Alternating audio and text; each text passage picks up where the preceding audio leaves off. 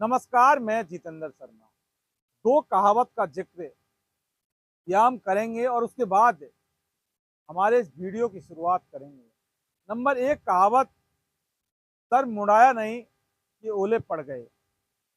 और नंबर दूसरी कहावत कि आसमान से टपका खजूर पर अटका।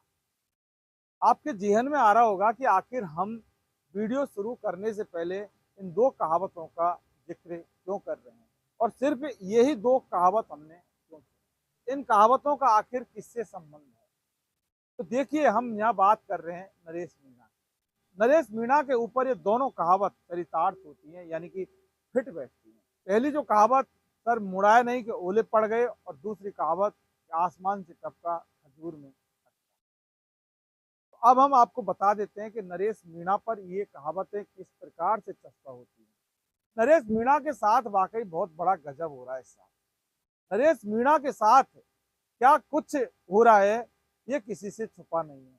8 महीने टोंक की जेल के अंदर रहने के बाद नरेश मीणा जब जेल से बाहर आया और बाहर की खुली आसमान के नीचे आया, तो उसके बाद उसके साथ कुछ ऐसा हुआ कि फिर दोबारा से जेल के अंदर उसको जाना पड़ा। आंदोलनकारी है नरेश मीणा भगत सिंह, लेकिन भगत सिंह बनते बनते दोबारा से उसको भजनलाल सरकार ने जेल के अंदर बंद कर दिया।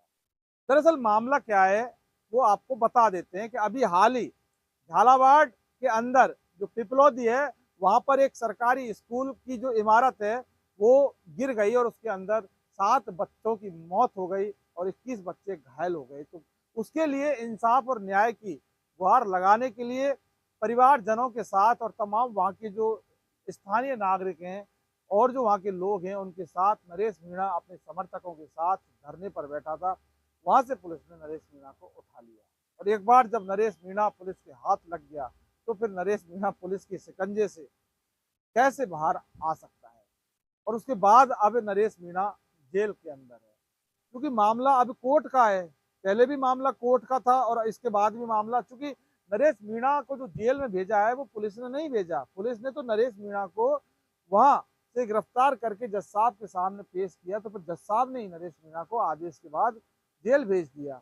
तो ऐसे में बार बार नरेश मीणा के समर्थक जो ये कहते हैं कि नरेश मीणा की रिहाई, नरेश मीणा की रिहाई, ये बात हमारे समझ में नहीं आती सर। मतलब कुछ भी हो, नरेश मीणा की रिहाई मिलॉर्ड यानी कि जज साहब ही कर सकते हैं। जज साहब के अलावा और कोई नहीं कर सकता। इस बार भी ऐसा ही हुआ, चाहे तमाम नरेश मीणा के समर्थकों ने कितना भी हो हल्ला कर लिया, नरेश मीणा की रिहाई के लिए क्या कुछ नहीं कर लिया, लेकिन अल्टीमेट लास्ट में नरेश मीणा जब रिहा हुआ है तो वो जज साहब ने रिहा किया।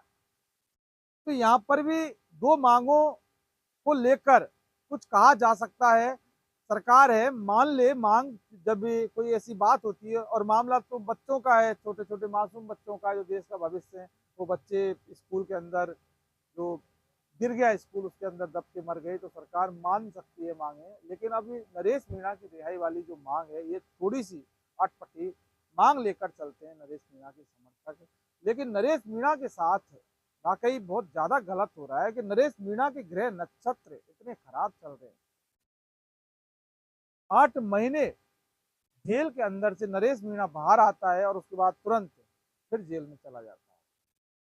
बताओ, इतना जुनून नरेश के अंदर है, इतना जो पैशन नेतागिरी का नरेश मीणा के अंदर है। बाकी नरेश मीणा ने तो ये साबित कर दिया कि जो युवाओं का जो एक बहुत बड़ा जो नेता है उभर के आया, वो नरेश मीणा है। लेकिन अब नरेश मीणा वापस जेल से कब आएगा, इसका भी इंतजार रहेगा। नमस्कार।